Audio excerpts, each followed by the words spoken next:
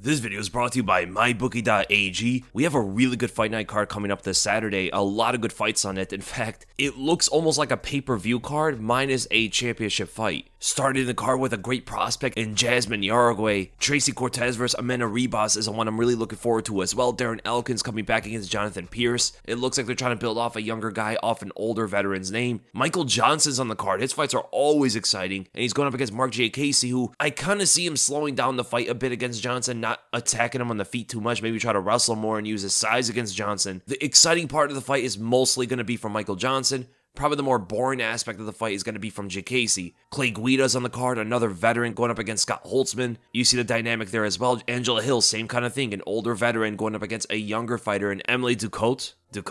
You also have another banger of a fight with Nico Price versus Phil Rowe. Eric Anders versus Kyle Dawkins is a good fight as well. Jack Hermansson versus Roman Dolidze. Tuivasa versus Sergei Pavlovich. Mattheus Nicolau versus Matt Schnell is one of the best fights on the card in my opinion. Bryan Barberena versus Rafael dos Anjos. And of course, Wonderboy versus Kevin Holland. After Kevin said he was going to retire, now he's back. The fight should be great nonetheless, unless Kevin Holland starts to wrestle and use that advantage over Wonderboy, which is kind of ironic because one of the reasons why Holland even wanted to retire was because of the wrestling from Hamza. Imagine him using that as his weapon to win against Wonderboy. So you can see this card is stacked, and it's happening 3 hours before the usual time slot. So 10 p.m. Eastern is usually when the main card starts for a pay-per-view. This one's going to start at 7 p.m. Eastern, so make sure to tune in 3 hours before the usual time you watch. And going into the card, I would have to say the prospect of the night is definitely Jasmine Yargway. She's an undefeated strawweight. I see a bright future for her. She's great on the feet, great on the ground, very athletic, very powerful for her division. For a 23-year-old, she impresses me greatly, even compared to some of the better fighters in the strawweight division right now. The fighter of the night is definitely Wonderboy. He's the biggest name on the card. He has a lot to prove here against Kevin Holland because not only is he the fighter of the night, he's also the stake of the night, the fighter that is in hot waters. He's on a 2-loss streak. He loses to Kevin Holland, who's non-ranked. It shows that he's not a contender anymore. Fought the best in the world, has been knocked out, taking a lot of damage, and the way Kevin Holland would most likely win is by another knockout. So a 3-loss streak after this would be horrible for his career, and Wonderboy would probably have to look at other options outside of title implications, right? He already called out Nick Diaz, so he's already looking past Kevin Holland, which is also something I don't like. I never like when fighters look past their current opponent. But if he were to lose, a call out for Nick Diaz seems to be the right path for him to go. The fight of the night, in my opinion, is Bryan Barberena versus Rafael dos Anjos. I was also thinking about Nicolau versus Schnell, but with RDA in there, going up against such a bigger fighter who's going to be very physical against him, try to stop the takedowns and all of that, I think it's going to make it a great fight. And then the banger of the night is a no-brainer.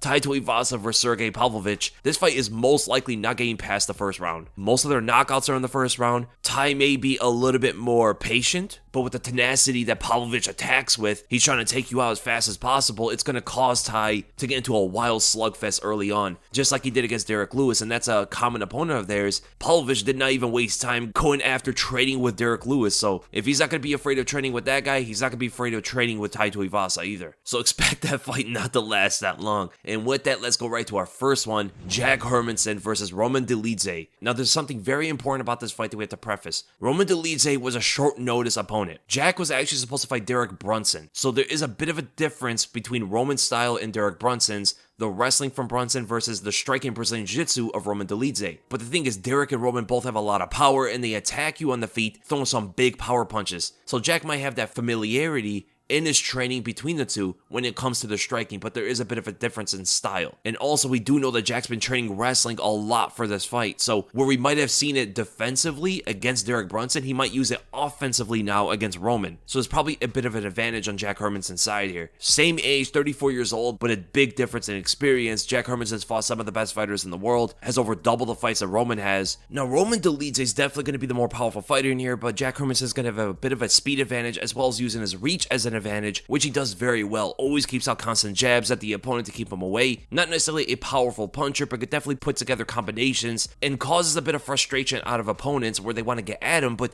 He's so good with his movement, they're usually just punching air. And Roman Dolidze, even though he's very powerful, he's patient with his shots. He's waiting on his openings. He's not getting too reckless out there unless he gets in close. The only time Roman goes crazy on you and you see those big knockouts is when he's in the pocket with you. It depends what stance he's in. He's good in orthodox and southpaw, but it seems like he is a left-handed fighter. He's always keeping that lead hand probing out there, just measuring for his big shot. He will throw up high kicks and big right overhands and big straights, but Jack is a lot faster than Roman. He's throwing out kicks as fast as Roman's throwing out punches. And the difference in the movement between them two is going to be pretty drastic. I'm really curious to see if Roman can actually cut off the cage against Jack, who doesn't really have the most sophisticated footwork in terms of creating angles and exiting, but he's really good at creating distance on you. He's good at attacking your legs and then moving out immediately, and now he's punching you in the face with jabs constantly. Jack is very keen on defense, and I wonder when he's going to shoot his first takedown because he is the better wrestler of the two, but Roman Dolidze, a lot of people don't know, is a great grappler on the ground, as shown in his last fight against Phil Haas, who's an amazing wrestler in his own right. Even though Roman strikes more in fights than grapples, his background is almost entirely grappling though. Sambo and Brazilian Jiu-Jitsu. He was an ADCC, Asia, and Oceania champion, as well as a grappling FILA world champion, which is a form of submission wrestling. And you saw that out of him when he attacked that heel hook against Phil Haas and destroyed his leg. Jack Hermansson is definitely a better grappler overall than Phil Haas is, and is shown in his fight with Jacare Souza, be able to roll with him. If he's able to roll with Jacare, I believe he's going to be able to roll with Roman, which means that most likely he's going to have the overall grappling advantage against Roman Dolidze, considering his wrestling advantage as well. And oftentimes a lot of opponents overlook Jack Hermansson. They don't see him as super dangerous, but when they get in there with him, they're not able to touch him on the feet, and they're getting taken down at the least expected times. And the guy just does not get tired. His activity is crazy in his fights. The way that Roman Dolidze is going to win this fight is most likely attacking the legs early, kick to the legs, but don't try to kick to the head too much, where he usually doesn't have a setup for those. He just throws up high kicks and the opponents usually get away from them, and it causes Roman to be very much overextended. That's where Jack Hermansson specifically can go in for a takedown or unleash with a barrage of combinations. Roman's success is going to come inside of exchanges with Jack Hermansson, trade with Jack whenever Jack wants to attack him, and overpower him in those kind of exchanges, because when it comes to the overall technical striking, Jack has Roman beat there. So Roman's going to have to really time his shots inside of exchanges in order to land on those and pressure Jack to the cage as much as possible so he can intercept lateral movements instead of linear. Jack is a lot harder to hit linearly than he is laterally. So as soon as you get him to the cage, he's going to be shuffling out in one direction. It becomes a lot easier to intercept him. Roman's patience is definitely going to be a big weapon here, and his timing is going to be everything for him behind that. But ultimately, my prediction for this fight,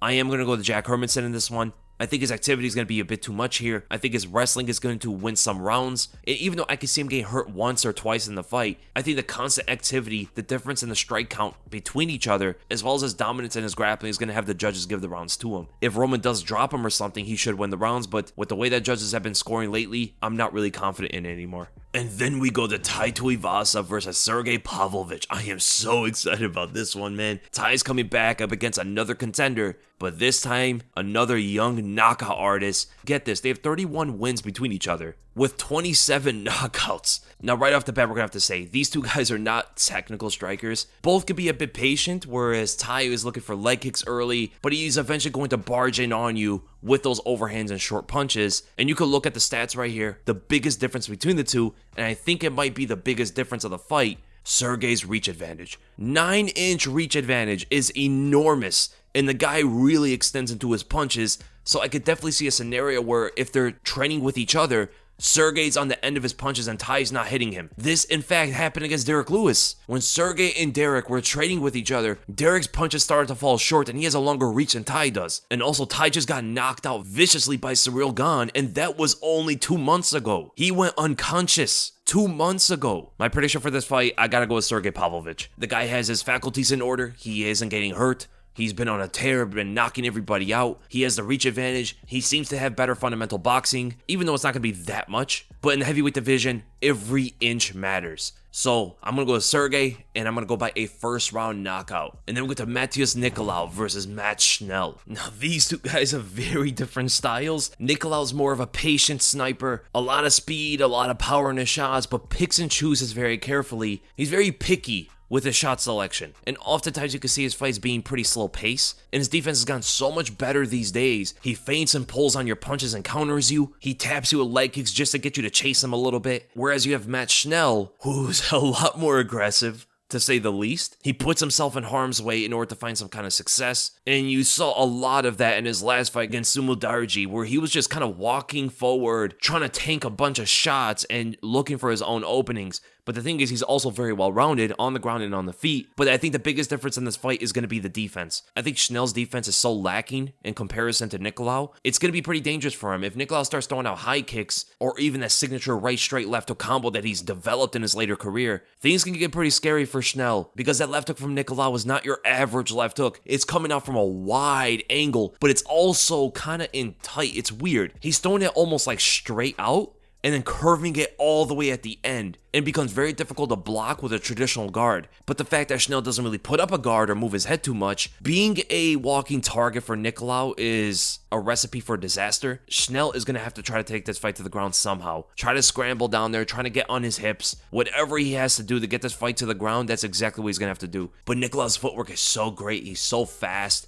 He sets up traps, man. He throws out so many feints on you. You don't even know what's real and what isn't anymore. I could definitely see where Nicolau is going to fight for a belt soon. The guy's hit another level in his career. And ultimately, I have to pick him for this fight. And I'm going to go by a 3rd round TKO. And then we go to the co-main event. Rafael dos Anjos versus Bryan Barberena. I'm not even surprised anymore. RDA said his sights are on lightweight. And then he takes the first fight getting thrown at him. Bryan Barberena at welterweight. And he's like, okay, I'll do it. This guy fights everybody and doesn't care. He is the definition of BMF in the UFC. No one holds that status over Rafael dos Anjos, man. This guy deserves so much respect for what he's doing. Win or lose, he's fighting everybody possible. And he's going up against a bigger guy in Barberena, who definitely has a height advantage, a little bit of a weight advantage, and definitely I would have to say the punch for punch power advantage, but RDA overall is the more skilled fighter. It's going to be a bit interesting here, though, that he just got knocked unconscious by Fiziev. And RDA doesn't usually get knocked unconscious. It's one of the rare times we saw that happen to him. And he is 38 years old, so I wonder, even as much of a beast as he is he going to recover at this age? He did take more time off than Ty did. He got knocked out in July, so that was 5 months ago, but is that enough? Everybody recovers differently, but at his age, I am not confident in it. And Bryan Barberena has a bit of confidence now after he just finished Robbie Lawler, another legend in the game. And this fight could spell the end of RDA, possibly. I wouldn't be too surprised in that. He's going to have to go in there using his technical striking and technical wrestling as much as possible, and possibly even try to find submission as many times as openings are given to him, because he has the overall advantage everywhere it goes when it comes to skill. He is so much better on the ground than Barberena. I think that should be more of his focus in the fight than to strike with him, because Barberena's a marauder. This guy will trade with you, and most of the time he will win. People oftentimes forget his fight with Vicente Luque. The guy was going toe-to-toe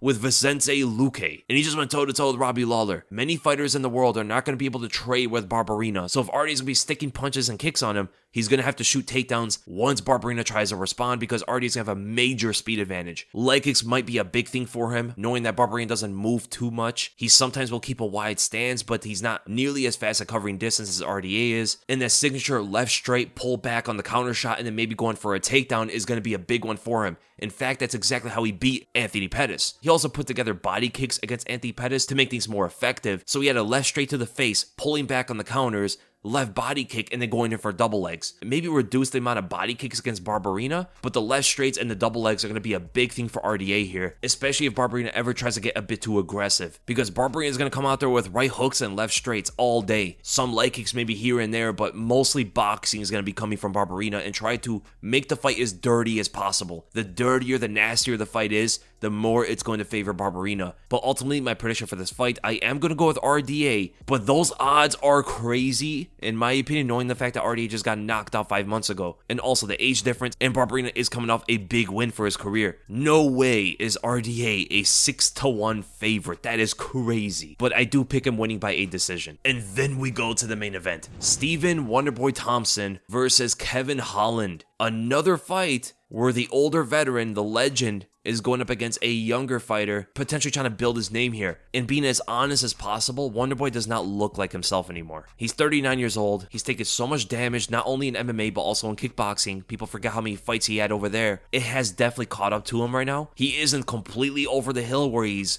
looking like Tony Ferguson or something, but he has definitely slowed down in his overall game. His takedown defense specifically has greatly declined. It is crazy to watch. Where wrestlers like Johnny Hendricks couldn't get him to the ground. But Belal Muhammad is just putting a clinic on him. Nothing to take away from Belal Muhammad, but it definitely shows a decline in Wonderboy's takedown defense. And not only that, his striking is looking a lot slower. He's a little bit more stationary with his defense. And Kevin Holland with a major reach advantage and one-punch knockout power with his aggressive style. On paper, you think it would be tailor-made for Wonderboy, but at his age, if he cannot keep up with the speed from Holland, he's going to get chin-checked, and one shot is going to be able to put him out. A prime Wonderboy would easily dispatch Kevin Holland. It wouldn't even be a fight. But right now, I don't know if that's true. If you cannot move away from the punches or slip at the right time, this fight could be over very quickly, and you see a bit of a size difference between the two. Wonderboy is about 187 pounds, Kevin Holland's about 196, so you might actually see some wrestling from Kevin Holland using his size advantage to start taking the fight to the ground and win through that as well, in case the striking is in fact proven to be too much for him. Because Wonderboy is still a counterpuncher, he's still great on the back foot